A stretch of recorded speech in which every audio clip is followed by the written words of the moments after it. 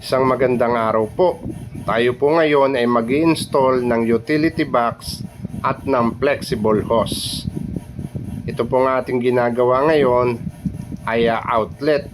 Kinakailangan po na i-rivet po natin yung pong ating mga utility box dito po sa harapan.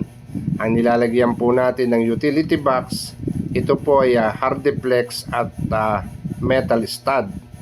At kinakailangan po lagyan po natin ng brace dito po sa likod ng utility box, kasi minsan po ay pwersado po ang pagsasaksak po sa mga outlet. Kaya kinakailangan po ito po yung matibay upang hindi ito gumalaw o mabunot. At pagkatapos po niyan, yung pong sa mga switch ay atin din pong lalagyan ng rivets. Pag na-rivets po natin yan sa mga unahan para po maging matibay. At pagkatapos po nito, atin na pong i-install yung pong flexible hose.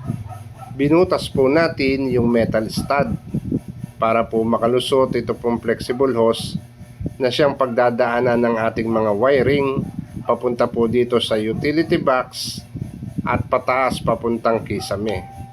Kinakailangan po ay hindi po tayo magkamali sa paglalagay po natin ng utility box upang pag naglagay na po tayo ng wiring ay talaga pong sigurado na.